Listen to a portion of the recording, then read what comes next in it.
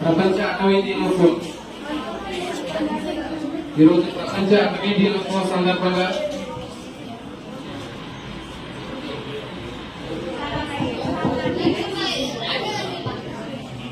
ఈరోజు ప్రపంచ అటవీ దినోత్సవాలను జరుపుకోవడం జరుగుతుంది. అంటే ప్రపంచవ్యాప్తంగా ఈ రోజు చాలా ముఖ్యమైనటువంటి ప్రాముఖ్యత అనేది.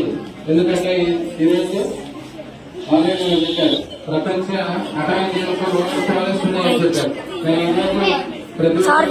ఈ రోజు గుర్తు చేసుకోవాలి. ఎందుకంటే మన అడవుల మొత్తం కూడా తగ్గిపోతున్నాయి. అటవీ దినోత్సవం సందర్భంగా ప్రపంచవ్యాప్తంగా అన్ని దేశాల్లో ఉన్నటువంటి ప్రాంతాల వాళ్ళు కూడా అడవుల యొక్క ప్రాముఖ్యతను తెలుసుకోవాల్సినటువంటి అవసరం ఉంది. ఎందుకంటే మరి ఈ భూగోళం మీద చెట్లు అనేవి లేకపోతే మనం మనుగడ సాగించడం అనేది సాధ్యం కాదు.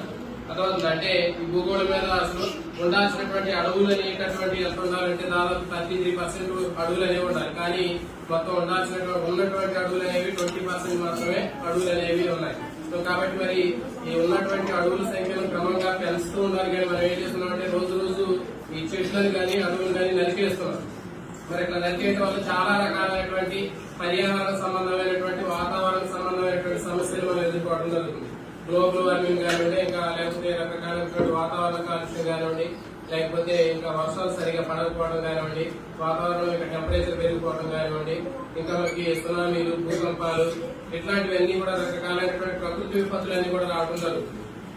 కాబట్టి ఖచ్చితంగా ఈ భూగోళం మీద ఉన్నటువంటి ప్రతి ఒక్కరు అందరూ కూడా ఈ చెట్ల మీద అవగాహన అనేది ఉండాలి. అంటే మనం చెట్లను పెంచాలి.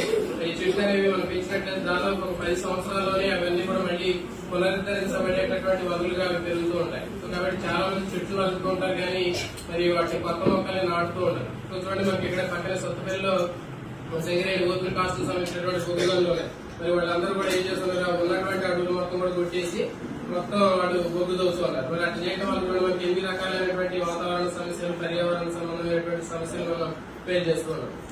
కాబట్టి ఆల్టర్నేటివ్ గా వాటి ఎన్ని చెట్లు నాటినా కానీ మనం ఇంకా వాటికి తోడుగా అదనంగా ప్రతి ఒక్కరు కూడా చెట్లు నాటాల్సినటువంటి అవసరం ఉంది. ఇంకా ఈ చెట్లు నరకుండా జాగ్రత్త తీసుకోవాలి.